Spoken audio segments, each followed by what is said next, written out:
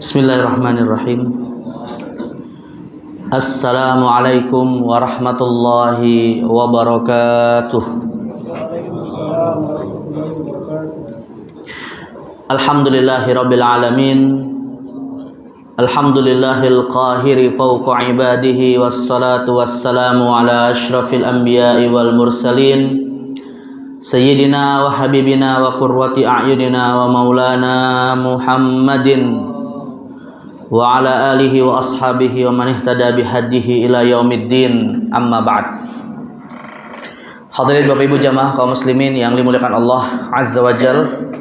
Alhamdulillah kita kembali bersyukur pada Allah Subhanahu wa taala pada siang hari ini kembali diberikan taufiknya untuk bisa kita sama-sama hadir dalam panggilan Allah melaksanakan ibadah salat duhur berjamaah.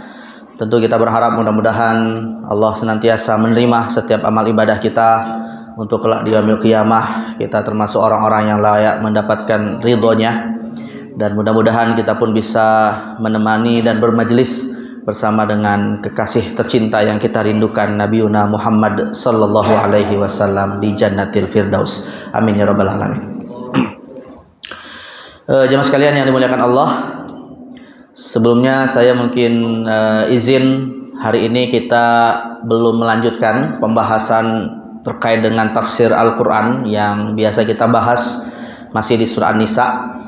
Namun materi kita hari ini insyaallah kita akan membahas topik yang juga menjadi satu hal yang perlu bahkan harus diketahui setiap muslim. Karena hari ini kita sudah memasuki hari pertama dari hari-hari yang mulia, memasuki hari-hari yang istimewa, yang bahkan sebagian ulama ada yang mengatakan 10 hari ke depan jamaah sekalian, dimulai dari hari ini merupakan 10 hari yang lebih mulia daripada 10 hari terakhir di bulan Ramadan, yaitu al-ashrul awakhir min al-ashrul awail min Dzulhijjah, yaitu 10 hari di awal bulan Zulhijjah. Ya, karena kita hari ini sudah masuki tanggal 1 Dzulhijjah 1447 Hijriah, maka suatu hal yang mesti kita ketahui sebagai seorang muslim adalah bahwa 10 hari ini merupakan hari-hari yang istimewa, hari-hari yang mulia, yang bahkan di dalam Al-Quran Allah sendiri bersumpah dengannya. Ya, dan tiadalah Allah bersumpah dengan makhluknya kecuali menunjukkan akan kemuliaan makhluk tersebut, yaitu dalam surah Al-Fajr ayat 2 Allah Subhanahu wa taala berfirman, wal fajri walayalin ashar, demi waktu fajar dan 10 malam di awal bulan Zulhijjah. Nah, karena itu kita hari ini akan membahas ya apa saja amaliyah terkait dengan khususnya 10 hari di awal bulan Dzulhijjah ini, atau secara umum pada bulan Dzulhijjah ya, di tahun di bulan terakhir dalam kalender Hijriah 1447, yang mana hal tersebut tentunya menjadi pengetahuan agar kita bisa betul-betul memaksimalkan ibadah kita, ketaatan kita pada bulan Dzulhijjah ini dalam rangka untuk kita mendapatkan ridha Allah Subhanahu wa taala ya. Nah, tapi saya nggak tahu nih apa sudah dibahas sebelumnya oleh ustadz lain atau tidak ya. Belum ya, mudah-mudahan ya. Jadi maka mengisi kekosongan insyaallah. Nah, jadi jamaah sekalian maka Allah Subhanahu wa taala secara berurutan di 10 hari awal bulan Dzulhijjah ini disunnahkan ya, para ulama semuanya menganjurkan untuk kita memperbanyak puasa pada tanggal 1 sampai tanggal 8 Dzulhijjah, niatnya puasa mutlak. Ya, tanggal 1 sampai tanggal 8 Dzulhijjah Pak, mulai hari ini dan 8 hari ke depan kita disunnahkan untuk melaksanakan puasa sunnah mutlak. Ya, bahkan ada di dalam beberapa kitab fikih Pak, itu menyebut nama khusus 8 hari puasa ini. Ya, nama puasanya misalnya disebutkan dalam kitab Al-Mawsu'atul Fiqhiyah Al-Kuwaitiyah, Siyamul Ayyamits Tsamaniyatil Ula min Dzulhijjah.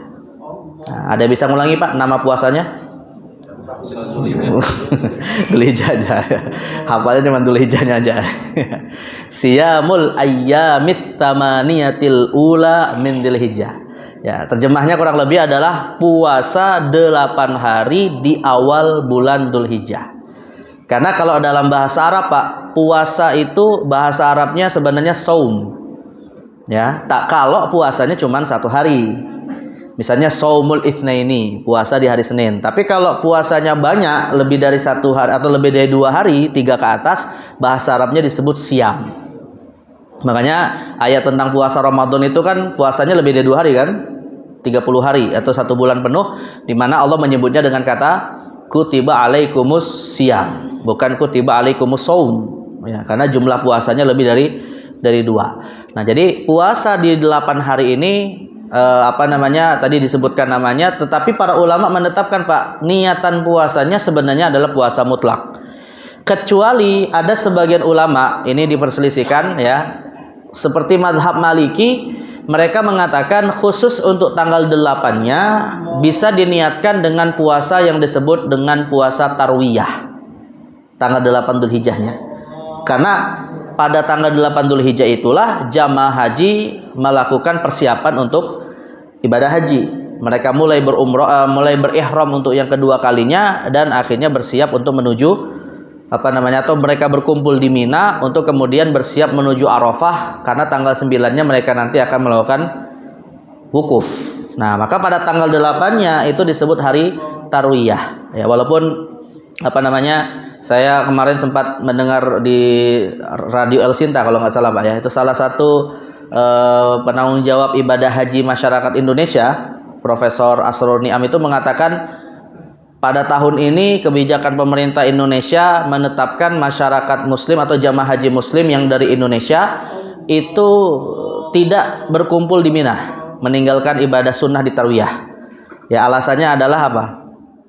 Nah, biar bisa bersegera menuju Arafah. Ya, dikhawatirkan nanti kemacetan atau kreditnya jalan membuat kemudian tidak memungkinkan atau dikhawatirkan tidak mendapatkan rukun wukuf di Arafah. Karena mabit di Mina Pak untuk tarwiyah hukumnya adalah sunnah, sedangkan wukuf di Arafah adalah rukun. Nah, jadi jangan sampai meninggalkan yang rukun hanya sebatas untuk mendapatkan yang sunnah. Nah, itu sama saja Pak, seperti jor-joran menafkahi janda, istrinya dibiarkan. Nah, benar nggak Pak kira-kira? Ya nggak benar ya, dua-duanya bagus Pak, berpahala gitu ya. Tapi kalau yang didahulukan sunnah malah meninggalkan yang wajib, malah bukan pahala yang dapat tetapi dosa gitu ya. Nah, jadi ini satu kebijakan yang bagus ya, kecuali kalau memang kondisi jalanannya lancar ya, tentunya afdolnya tetap berada di Mina saat hari tarwiyah. Nah, kita yang tidak melaksanakan ibadah haji Pak, maka sunnahnya adalah berpuasa. Nah, niatnya puasa mutlak. Nah, lalu yang kedua jemaah sekalian, pada tanggal 9 Dzulhijjah kita disunnahkan dengan niat puasa khusus, namanya puasa Arafah, saumu Arafah. Dan Nabi SAW bersabda menyebutkan fadilahnya, saumu Arafah ahtasibu 'ala Allah an tukaffiras sanatal madiyah wal baqiyah. Puasa Arafah, aku berharap kepada Allah, kata Nabi, bisa menghapus dosa 1 tahun yang lalu dan dosa 1 tahun yang akan datang. Nah, jadi tanggal 9 Dzulhijjahnya kita puasa Arafah. Nah, puasa Arafah ini jamaah sekalian, kebanyakan ulama berpendapat definisinya adalah saumul yaumit tasi' min Dzulhijjah. Puasa pada tanggal 9 Dzulhijjah. Itu definisinya, Pak. Bukan puasa karena wukuf di Arafah. Nah, ini kenapa ini perlu dibedakan ya? Kenapa perlu dibedakan, Pak? Karena bisa jadi ada perbedaan penetapan hilal bulan Dzulhijjah antara pemerintah Saudi dengan pemerintah Indonesia. Kemarin kita lebaran Idul Fitri Pak, sama nggak dengan pemerintah Arab Saudi harinya? Beda kan? Beda 1 hari kan? Nah, maka tapi saya nggak tahu nih Pak kalau Dzulhijjah nih ya, apakah beda atau sama, wallahu alam ya. Tapi seandainya Pak terjadi perbedaan penetapan awal bulan Dzulhijjah, misalnya pemerintah Arab Saudi lebih awal 1 hari daripada Indonesia, nah, maka kita tetap disunnahkan puasa Arafah bukan karena wukuf, tapi karena tanggal 9 Dzulhijjah. Artinya Pak, di Indonesia misalnya masih tanggal 9 Dzulhijjah kita puasa, meskipun di Arab Saudi sudah berhari raya Idul Adha. Ya, karena definisi puasa Arafah itu bukan wukufnya Pak, tapi karena tanggal 9 Dzulhijjah. Apa alasannya? Apa dasar argumentasinya Pak? Yang pertama, karena jamaah haji sendiri tidak boleh puasa Arafah. Ya, jadi jamaah haji Pak tanggal 9 Dzulhijjah itu mereka fokus wukuf di Arafah, beribadah, tidak berpuasa. Jadi kita yang disunahkan berpuasa adalah yang tidak melaksanakan ibadah haji. Maka sebenarnya puasa Arafah itu nggak ada kaitan dengan wukuf. Dan yang kedua Pak, alasan yang kedua, ada tidak adanya wukuf di Arafah, puasa Arafah tetap Sunnah. Ya, karena kalau kita belajar atau kita membaca sejarah, Pak, pernah beberapa tahun di akhir-akhir masa Daulah Abbasiyah itu jamaah haji, Pak, atau ibadah haji tidak terlaksana di Mekah. Kenapa? Gara-gara Mekah diserang oleh kelompok sesat namanya kelompok Al-Qaramitoh. Nanti silakan browsing di internet, Pak, ya, atau tanya ChatGPT, Pak. Ada kelompok namanya Al-Qaramitoh. Nah, kelompok Al-Qaramitoh ini, Pak, mereka ini kelompok menyimpang yang sangat bermudah-mudahan membantai saudara muslimnya, walaupun ngaku muslim. Ya, dan pernah mereka itu berkuasa atau menguasai Mekah. Setiap jamaah haji yang kemudian mau masuk Mekah, Pak, itu dibantai oleh kelompok Al-Qaramitoh ini. Nah, saat itulah kemudian beberapa tahun, ya, sekitar kalau tidak salah antara 5 sampai 9 tahun itu jamaah haji tidak terlaksana ibadah haji. Bahkan, Pak, disebutkan dalam catatan sejarah Hajarul Aswad yang biasanya berada di salah satu sudut Ka'bah itu berpindah ke wilayah Oman sekarang ini. Ya, namanya satu benteng yang menjadi markas dari kelompok Al-Qaramitoh namanya Qal'atul Maut, benteng kematian, yang saat itu menjadi markas mereka yang saat ini berada di Kesultanan Oman. Nah, disitulah Hajar Aswad berpindah sampai mereka kemudian berhasil dikalahkan pada masa Daulah Mamluk dan akhirnya Hajar Aswad dikembalikan ke Ka'bah. Nah, pada masa itu, Pak, bertahun-tahun dan tadi saya katakan tidak ada ibadah haji. Nah, selama tidak ada ibadah haji itu puasa Arafah tetap ada nggak? Ya tetap ada, gitu, karena nggak ada kaitannya dengan wukuf di Arafah. Nah, ini kalau Bapak Ibu sekalian mungkin ada yang suka nonton film Hollywood, Pak, pernah nonton film judulnya Assassin, Pak, pembunuh bayaran, ya, film Assassin, atau film The Prince of Persia. Ya, ini beberapa tahun yang lalu kan ada cerita tentang assassin. Jadi assassin itu, Pak, diambil dari kata hasyasun yang merupakan pembunuh bayaran yang penciptakan pertama kali adalah kelompok Al-Qaramitoh ini. Jadi hasyasun atau assassin itu malah sejarahnya berasal dari peradaban Islam sebenarnya, tapi peradaban yang menyimpang, Pak, ya, bukan peradaban yang baik gitu, ya. Nah, jadi selama bertahun-tahun maka ibadah haji tidak terlaksana, tapi puasa Arafah tetap ada. Nah, alasan yang lainnya, Pak, kenapa puasa Arafah tanggal 9 Dzulhijjah tidak ada kaitannya dengan wukuf di Arafah? Karena masyarakat muslim yang jauh dari Mekah, Pak, ya, puasa Arafahnya bukan karena mereka mengetahui di sana ada wukuf. Misalnya gini, Pak, kita hari ini, ya, hidup di masa, bisa nggak kita tahu, Pak, bahwa di Arab Saudi sedang ada wukuf sekarang? Misalnya hari ini dengan media yang ada, Pak, bisa nggak kita tahu? Bisa kan? Tapi coba nggak usah jauh-jauh di masa awal-awal, 100 tahun yang lalu saja, Pak. Orang Indonesia bisa tahu nggak sedang ada wukuf di sana? Ketika belum ada televisi, ketika belum ada media sosial, nggak ada yang tahu kan kalau di Mekah lagi ada wukuf, Pak. Berarti masyarakat Indonesia yang nggak tahu ada wukuf di Arafah, Pak, maka puasa Arafahnya mereka menetapkannya berdasarkan apa? Nah, ya berdasarkan melihat hilal bulan Dzulhijjah. Nah, maka sekali lagi puasa Arafah tidak ada kaitannya dengan wukuf di Arafah. Nah, walaupun, ya, saya tidak ingkari, Pak, ada sebagian ulama atau sebagian umat Islam yang mengikuti satu pandangan bahwa puasa Arafah terkait dengan wukuf di Arafah. Nah, ini biasanya pemahaman ini muncul dari sebagian saudara muslim kita, Pak, yang mereka meyakini adanya kewajiban kesatuan kalender, Pak. Ya, salah satu yang dipropagandakan adalah khilafah. Nah, Anda tahu lah siapa, Pak, ya? Tahu nama kelompoknya, Pak? Yang sudah dilarang di Indonesia gitu, ya. Tapi tetap saudara muslim kita, yaitu kelompok Hizbut Tahrir. Nah, Hizbut Tahrir meyakini, Pak, bahwa puasa Arafah itu terkait dengan wukuf di Arafah. Ya, kita hargai perbedaan ini, tapi poinnya adalah yang paling utama bahkan difatwakan oleh banyak ulama kontemporer, puasa Arafah karena tanggal 9 Dzulhijjah, ya. Nah, lalu jamaah sekalian bukan Allah, pada tanggal 10 Dzulhijjahnya kita tahu kita melaksanakan hari raya Idul Adha, lalu kemudian kita menyembelih hewan kurban. Allah berfirman, fasholli lirabbika wanhar, dirikanlah salat dan berkurbanlah. Salat yang dimaksud dalam surah Al-Kautsar ayat 2 ini, Pak, maksudnya salat Idul Adha. Ya, sedangkan kurban ya kurban. Nah, tetapi yang perlu kita ketahui juga, Pak, dari tanggal 1 sampai hewan kurban disembelih, nah, Nabi SAW memerintahkan kita yang berniat untuk berkurban tidak mencukur rambut, tidak memotong kuku. Idza dakhala al-'ashru wa arada ahadukum an yudhi fala yamassa min sya'rihi wala min basyarihi syai'a. Jika sudah memasuki 10 hari di awal bulan Dzulhijjah dan ada yang ingin berkurban, maka jangan potong kuku, jangan cukur rambut.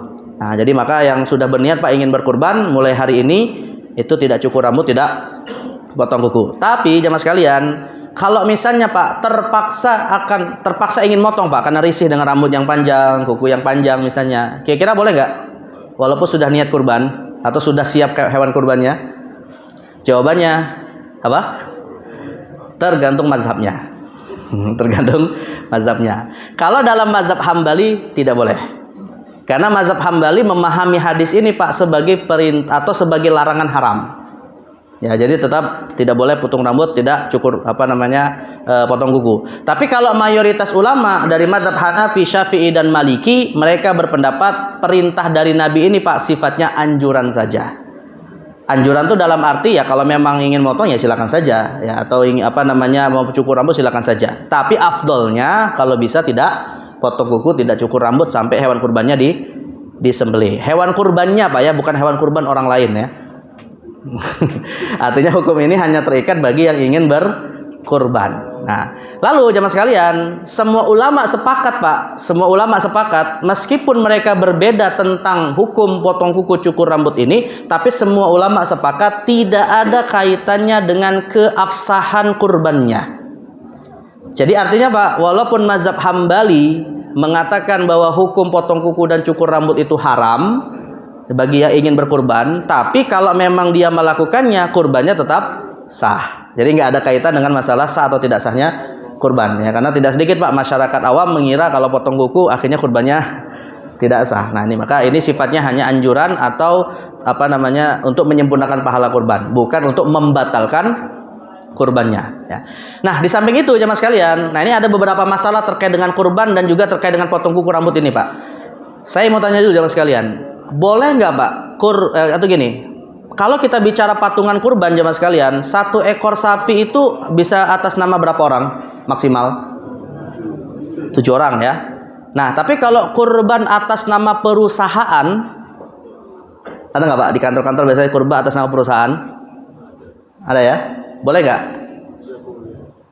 Nah, saya katakan Pak boleh, tapi tidak sah.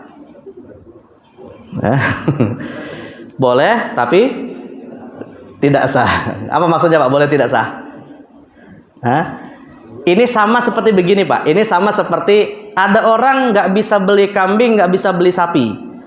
Akhirnya dia hanya bisa punya uang hanya bisa beli seekor ayam. Akhirnya kurbannya mau pakai ayam.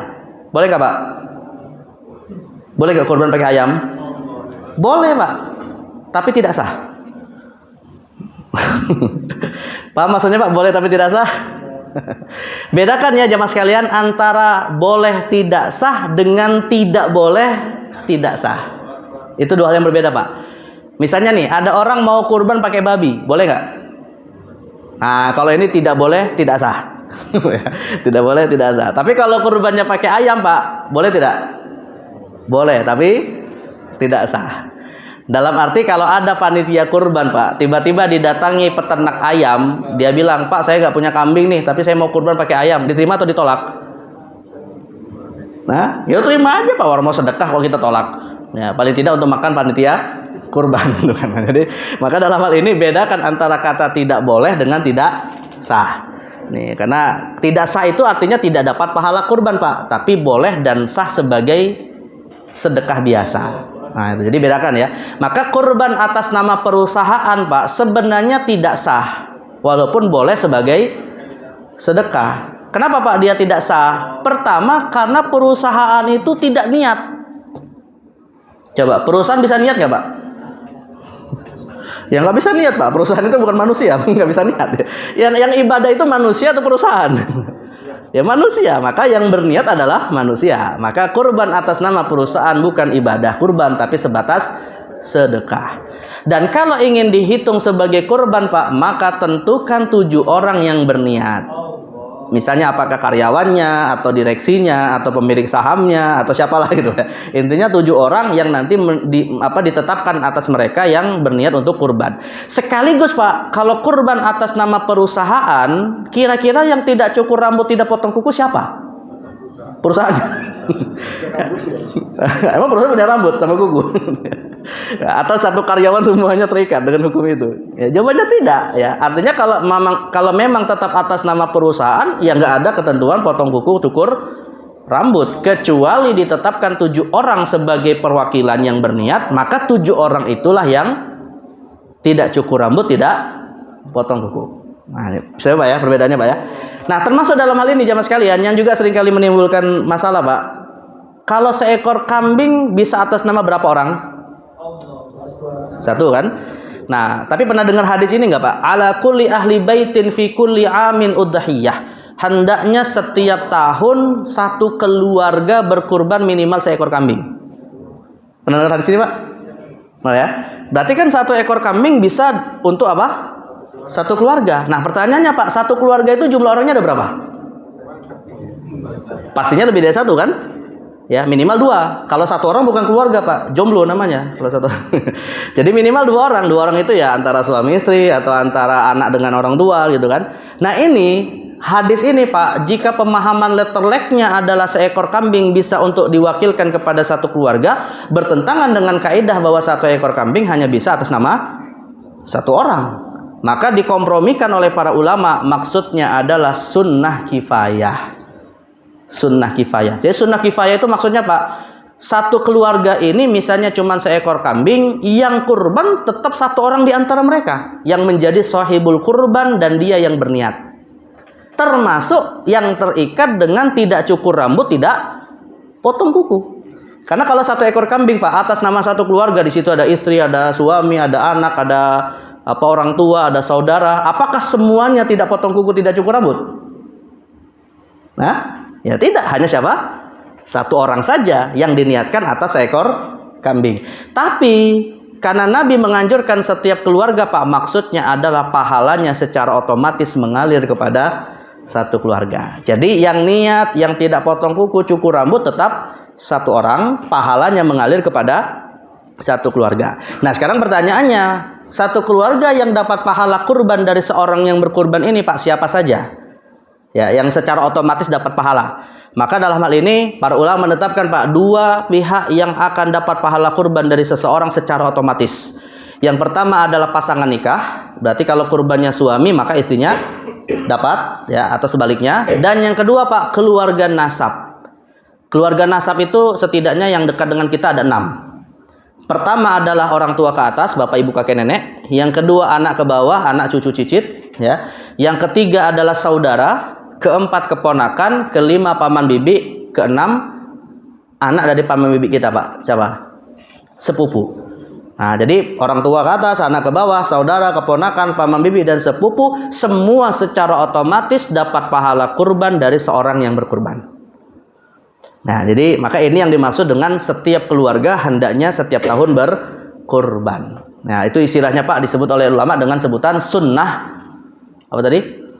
Sunnah kifayah. Jadi kayak sholat jenazah Pak. Sholat jenazah itu hukumnya fardu kifayah. Ya, sebagian orang sudah mengamalkan maka menggugurkan yang lain. Nah, kalau ini sunnah kifayah karena hukum kurban ada sunnah, maka satu orang yang menunaikan sudah menggugurkan kesunahan atas yang lain. Nah, tapi yang jadi masalah begini Pak. Pernah dengar nggak kalau di masyarakat Indonesia khususnya Pak, ada tradisi kurban bergiliran? Misalnya tahun ini suaminya, tahun depan istrinya, lalu berikutnya anaknya misalnya Pak. Pernah nggak dengar tradisi ini Pak? Nah, kira-kira perlu apa nggak ada tradisi bergiliran kayak gini Pak? Perlu apa nggak? Bukan boleh atau tidak boleh Pak ya, artinya mau giliran atau tidak silakan aja gitu Pak ya. Tapi perlu nggak? Padahal tadi kan kita sebutkan Pak, satu orang berkurban sudah mengalir pahalanya kan kepada keluarganya. Nah, maka perlu nggak bergiliran? Saya jawab Pak, kadang perlu. Kadang perlu. Perlunya begini Pak, karena yang dapat pahala adalah keluarga nasab bukan besan.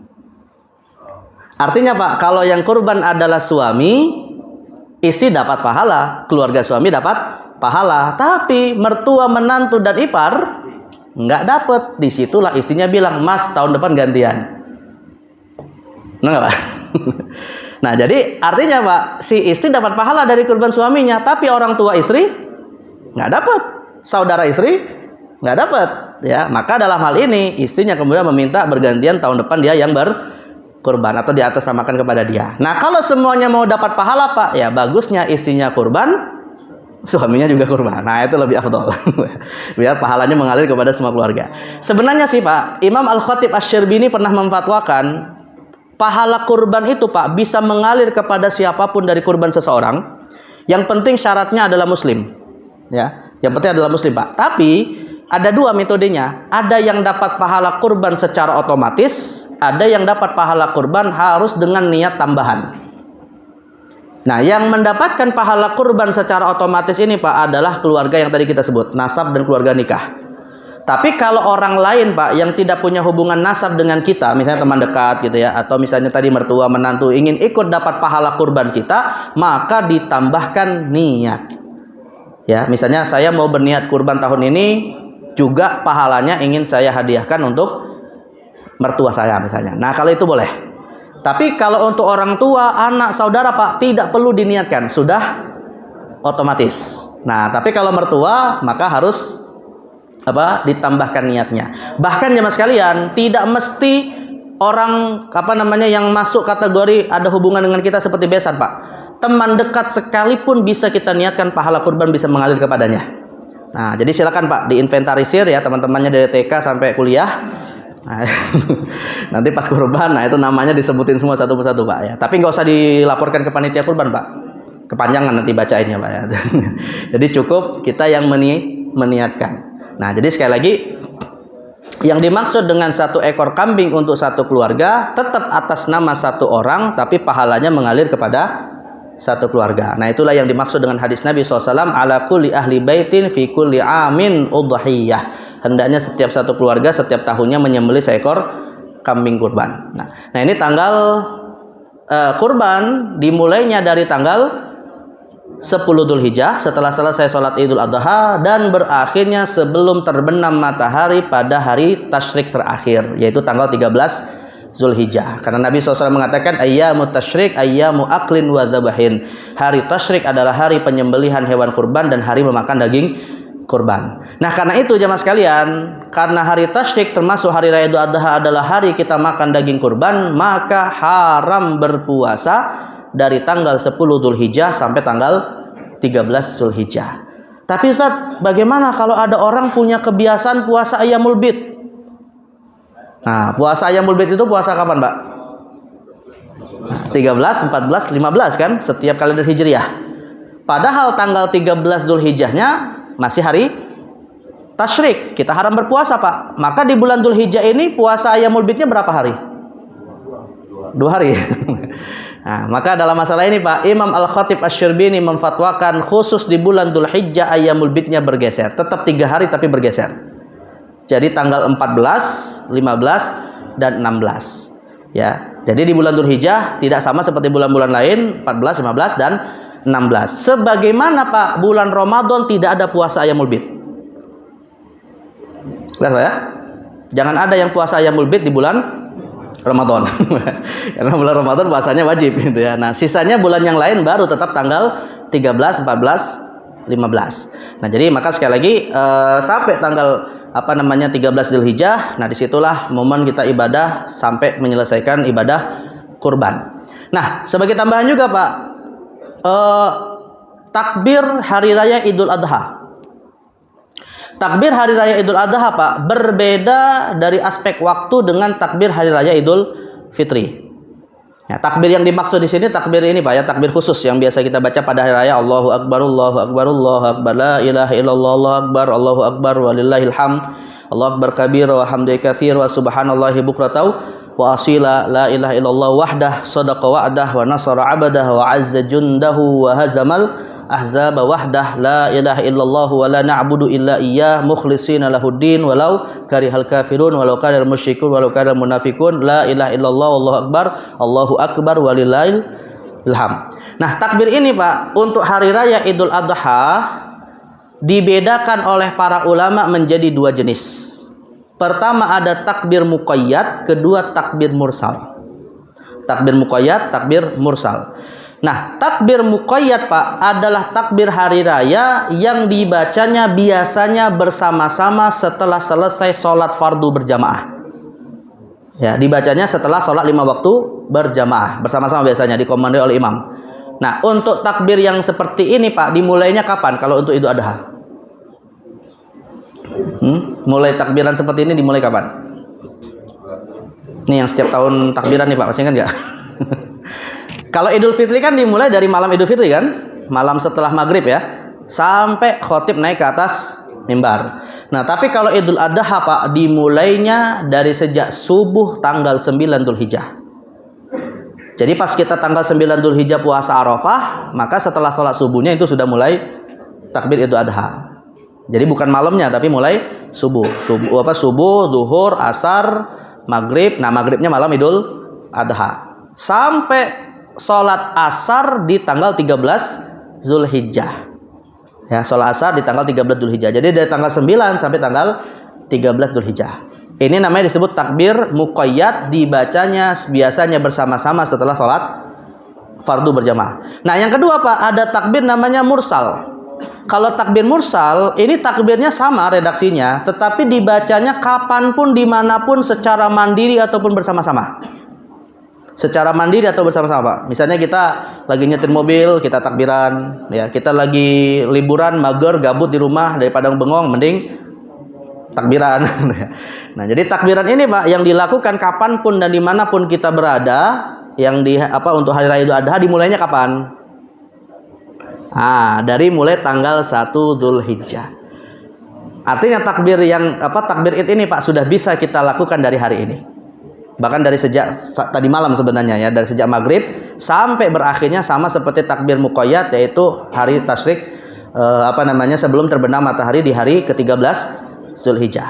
Nah, jadi maka di antara amal soleh yang kita dianjurkan melakukannya di hari raya di saat Dzulhijjah ini, memperbanyak takbir hari raya Idul Adha. Ya, jadi kapanpun kita baca Pak ya, kapanpun kita baca, dimanapun kita baca. Yang penting jangan dibaca sambil mandi, itu aja Pak ya.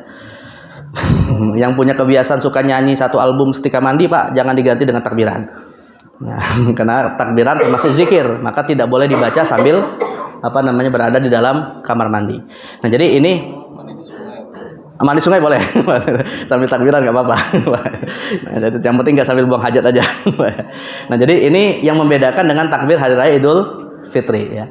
Baik, nah inilah jemaah sekalian ya, amalan-amalan yang bisa kita lakukan dari sejak sekarang tanggal 1 Idul Hijjah sampai nanti tanggal 13 Dzulhijjah. Dan tentu yang paling utama Pak dari semua amalan tersebut, selain ibadah haji bagi jamaah haji, jangan lupa untuk kita mempersiapkan amalan terbaik yang sangat atau yang mengandung pahala yang besar, bahkan Nabi menyebutnya sebagai ahabbul a'mal ilallah, sebagai amalan yang paling Allah cintai pada hari raya Idul Adha, yaitu ibadah kurban. Nah, jadi ibadah kurban ini menjadi pilihan terbaik ketika kita tidak melaksanakan ibadah haji ya. Maka mudah-mudahan kita bisa melaksanakannya, bisa bersiap untuk menunaikannya, dan tentu silakan pelajari ilmunya dengan baik agar ibadah kurban kita sah di sisi Allah Subhanahu wa taala ya.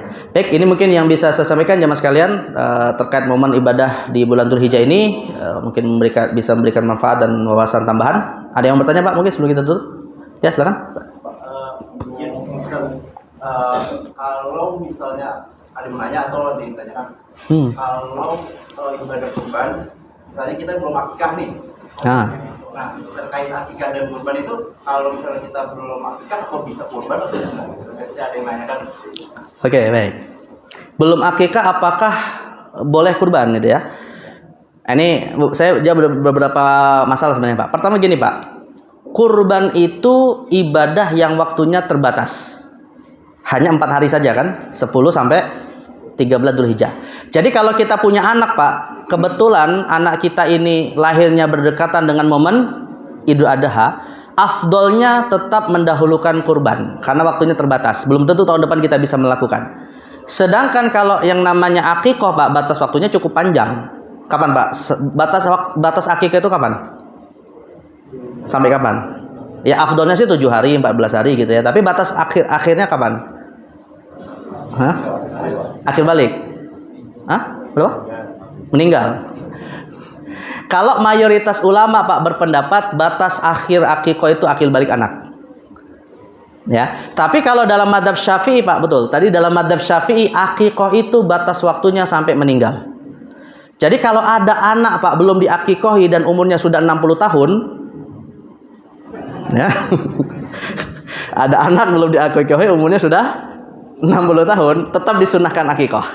Bedanya Pak, bedanya adalah kalau anak ini belum akil balik, akikohnya niatnya bapaknya.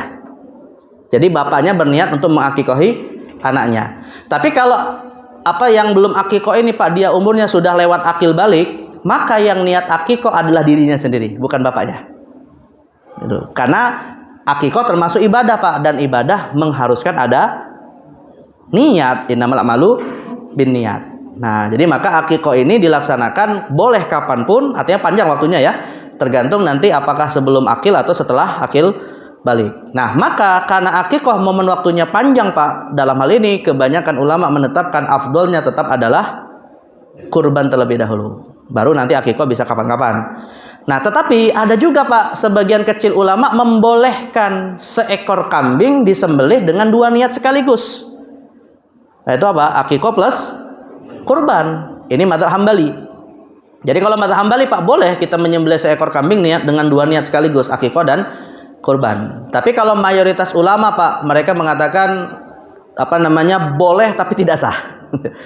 Artinya ya jatuhnya nanti sedekah biasa. Artinya harus dipisah antara kurban dan akikoh. Nah, kalau seandainya Pak, saya kayaknya cenderung kepada mazhab Hambali, saya mau gabung aja lah, karena kemampuan saya cuma membeli seekor kambing misalnya Pak ya.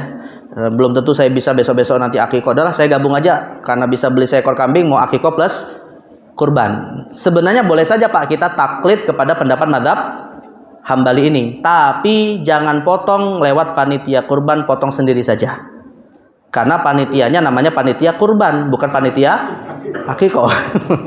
Nah gitu ya. Tapi kalau minta tolong ya boleh aja gitu ya. Namun masalahnya kan nanti distribusinya beda Pak. Akikoh itu sunnahnya dalam bentuk matang, ya sudah siap makan. Tapi kalau kurban sunnahnya dalam bentuk mentah gitu. Bisa juga ya akikoh Pak untuk konsumsi panitia kurbannya nggak apa-apa. Tapi yang mentahnya kurbannya itu bisa juga kayak gitu. Intinya ada mazhab yang fleksibel dalam masalah ini ya. Nah itu dari sisi mana yang mana yang sebaiknya diutamakan. Jadi kurban dulu baru. Tapi kalau misalnya gini Pak, waktu akikohnya waktu kurbannya masih lama ya, misalnya masih setengah tahun lagi ya, dan kemungkinan besar kita akan bisa juga nanti kurban pada saat itu misalnya, maka afdolnya adalah mendahulukan akikoh umur 7 hari, umur 14 hari, 21 hari dan seterusnya. Nah, jadi intinya ini wilayahnya afdoliyah Pak ya, bukan harus ya. Kalau misalnya Pak, saya mau akikoh dulu lah sebelum kurban, ya silakan saja, nggak apa-apa. Tapi kurang afdol. Ya, kalau misalnya sekarang ada yang mau akikoh Pak, padahal sudah dekat dengan Idul Adha, memang afdolnya kurban. Tapi kalau mau mendahulukan akikoh silakan saja, namun kurang afdol. Nah seperti itu. Terus Pak ya. Baik. Saya tambahkan sedikit Pak. Kurban untuk orang yang meninggal itu boleh nggak Pak? Kan banyak ya masyarakat kita ya, kurban untuk orang yang sudah meninggal. Saya tanya dulu begini Pak, kalau kurban untuk orang yang meninggal, yang tidak cukur rambut sama potong kuku siapa? Siapa? Anaknya yang berkurban atau bapaknya yang sudah meninggal? Yang nggak cukur rambut, nggak potong kuku? Hah? Atau perlu anaknya nelpon bapaknya di alam barzah, Pak nanti tidak potong kuku? Nah ini yang jadi masalah Pak. Ini yang jadi masalah. Kenapa? Karena khusus dalam mazhab Imam Syafi'i, kurban untuk orang yang sudah meninggal, kalau langsung diatasnamakan orang yang meninggal itu tidak sah. Jatuhnya sedekah biasa. Kenapa? Karena orang yang sudah meninggal nggak bisa niat. Nggak bisa niat. Yang berniat siapa Pak? Yang hidup gitu kan. Maka yang kurban orang yang hidup, bukan orang yang meninggal gitu ya. Tapi kalau ingin kurbannya juga diatasnamakan orang meninggal, solusinya kayak gini Pak. Tetap kurbannya adalah atas nama anaknya. Misalnya anak yang hidup nih ya, anaknya yang hidup berkurban, saya mau berkurban, tapi dia bisa niatkan pahalanya untuk bapaknya. Jadi tidak langsung diatasnamakan bapaknya gitu. Tetap diatasnamakan orang yang hidup, dia yang berniat, dia yang tidak cukur rambut dan tidak potong kuku. Tapi pahala bisa diniatkan kepada yang sudah meninggal. Nah masalah kemudian apakah pahalanya sampai Pak? Wallahu a'lam, itu urusan Allah. Kalau nggak percaya meninggal saja, nanti dikirimi pahalanya sampai atau tidak, nah itu baru tahu nanti Pak. Nah itu urusan akidah, itu urusan gaib ya, cukup kita yakini saja ya. Teks itu aja masalahnya. Kecuali kalau almarhum sebelum meninggal sempat berwasiat. Nah, kalau almarhum sebelum meninggal sempat berwasiat, Pak, maka semua ulama sepakat kurbannya sah langsung diatasnamakan almarhum karena wasiat itu jatuhnya sebagai niat. Tapi pertanyaannya, Pak, wajib nggak anaknya menunaikan wasiat tersebut? Misalnya bapaknya bilang, "Nak, kalau nanti bapak meninggal setiap Idul Adha, setiap tahun ya potongkan kurban atas nama bapak." Wasiatnya kayak gitu, Pak. Wajib nggak? Nah, jawabannya tergantung, Pak. Tergantungnya begini. Kalau harta yang dipakai untuk membeli hewan kurban dari wasiat bapaknya, artinya bapaknya menyediakan harta, Pak. Ya, dan wasiat itu kan nilainya tidak boleh lebih dari sepertiga ya. Misalnya harta warisnya ada 9 miliar. 3 miliarnya yang sepertiganya, Pak, dia wasiatkan untuk kurban setiap tahun. Maka wajib dilaksanakan oleh anaknya. Karena uangnya milik siapa? Bapaknya. Tapi kalau uang ini, Pak, bukan milik wasiat bapaknya tapi dari anaknya, pas bapaknya bilang, "Nak, nanti potong kurbannya setiap tahun atas sama bapak." Anaknya nanya, "Pakai uang siapa, Pak?" "Ya pakai uang kamu." Nah, ini nggak wajib, Pak. Ini nggak wajib. Kenapa? Ini malah membebani. Kalau anaknya mau ya alhamdulillah, jatuhnya itu birrul walidain gitu. Tapi kalau misalnya nggak juga, nggak ada masalah. Kalau tidak diambil dari harta almarhum. Nah, kalau nanti di hari kiamat ketemu Pak bapaknya protes, ya tinggal jawab saja, ya bapak sih nggak nyediain harta untuk wasiat kurban. Jadi bapaknya yang nanti malah bisa dibantah oleh anaknya. Jadi sekali lagi, wasiat ini wajib atau tidak tergantung sumber hartanya dari siapa. Dan kalau itu terjadi, Pak, maka sah kurban langsung diniatkan kepada atau disandarkan kepada almarhum. Nah, baik, seperti ini ya jam ya. Baik, cukup jam baik ya, terakhir mungkin. Tadi kan disebutkan bahwa pahala itu kan mengalir ke keluarga ya. Otomatis. Itu termasuk kepada orang tua kita yang sudah meninggalkan. Iya, termasuk, Pak. Termasuk. Walaupun nggak diniatkan. Jadi dia otomatis sudah mengalir kepada, bahkan bukan hanya orang tua, Pak ya. Kalau misalnya kita punya saudara yang udah meninggal, punya paman yang udah meninggal, tidak masih orang tua. Jadi siapapun yang disebut dengan keluarga, mau dia masih hidup ataupun sudah meninggal, otomatis pahala kurban mengalir kepadanya. Nah, itu, Pak, luar biasanya ibadah kurban. Ya. Kecuali, Pak, ada tambah sedikit sebenarnya, Pak ya. Kecuali kurban wajib maka tidak kalau kurban wajib juga mengalir pahalanya, Pak. Tapi bukan, saya ralat ya. Kecuali ibadah wajib lain ya, ibadah wajib lain selain harta, maka ini tidak bisa dihadiahkan kepada orang lain. Misalnya, Pak, sholat duhur bisa nggak dihadiahkan ke bapaknya yang meninggal? Ya nggak bisa, Pak. Karena ibadah wajib itu urusan antara seorang hamba dengan Allah. Tapi kalau kurban wajib, Pak, kayak nazar misalnya, itu bisa diniatkan pahalanya untuk orang lain. Nah, termasuk otomatis kepada keluarga yang sudah meninggal ataupun masih hidup. Nah, seperti itu. Ya, ini secara fikihnya kayak gitu, Pak ya. Tapi apakah kepastiannya sampai atau tidak, ya itu urusan siapa? Ya urusan Allah yang ngasih pahala. Kita nggak bisa intervensi gitu. Ya gitu, Pak ya. Kalau hewan kurban yang sudah sampai kemudian dibagi, ya, itu boleh nggak disampaikan kepada warga non-muslim? Non-muslim. Ya. Pada dasarnya boleh saja, Pak. Bahkan tetap dianjurkan siapapun tidak dibeda-bedakan mau dia muslim atau non-muslim untuk menerima daging kurban. Kecuali dengan dua syarat, Pak. Dua kelompok non-muslim tidak boleh menerima daging kurban. Yang pertama adalah kalau kurbannya kurban wajib. Misalnya nazar, itu tidak boleh diberikan kepada non-muslim. Jadi maka di sini panitia kurban harus bisa membedakan di mana kurban yang wajib, mana yang tidak wajib. Dan yang kedua, Pak, non-muslimnya bukan kafir harbi. Jadi nggak boleh, Pak, saya mau ekspor daging kurban ke Israel, nggak boleh. Kenapa? Karena Israel adalah kafir harbi. Nah, saya tambahkan sedikit, Pak, sebagai penutup. Boleh nggak? Kalau tadi kan non-muslim dapat daging kurban. Nah, sekarang pertanyaannya dibalik, Pak. Boleh nggak non-muslim ikut patungan kurban? Nah, boleh? Boleh nggak? Satu ekor sapi yang muslim rupanya cuma 1 orang, 6 orangnya non-muslim, Pak. Boleh nggak? Ini pernah ada yang nanya sama saya kayak gini, Pak. Kebetulan di salah satu kantor pajak, 6 orang sudah patungan seekor sapi, Pak. Tinggal 1 orang lagi. Akhirnya yang ikut 1 orang ini, Pak, kepala kantornya. Kepala kantor pajak. Akhirnya di satu sisi, wah khawatir nih kurban kami nggak sah karena ada unsur non-muslim. Tapi mau nolak juga nggak enak. Kenapa? Ya kepala kantornya. Nah, itu gimana? Akhirnya saya bilang, Pak, alhamdulillah ulama kita beda pendapat dalam masalah ini. Artinya di tengah perbedaan itu ada solusi. Dan rupanya, Pak, mayoritas ulama membolehkan. yaitu mazhab Syafi'i dan Hambali. Bahkan Pak, mazhab Syafi'i dan Hambali membolehkan patungan kurban meskipun bukan niat ibadah. Misalnya ya, ada 1 ekor sapi Pak, yang niat kurban cuma 1 orang, nomor 2 sampai nomor 7 pedagang daging mau jual lagi dagingnya Pak. Nah, itu mazhab Syafi'i Hambali membolehkan. Tapi yang dapat pahala cuma yang niat kurban, dan potongnya potong sendiri, jangan panitia kurban. Ya, karena tadi mau dijual lagi Pak, biar nggak tercampur gitu kan. Tapi dengan syarat Pak, seperti itu ya. Tapi dengan syarat yang dari kalangan non muslim ini tadi tidak ada niatan untuk menyekutukan Allah. Harus dikonfirmasi.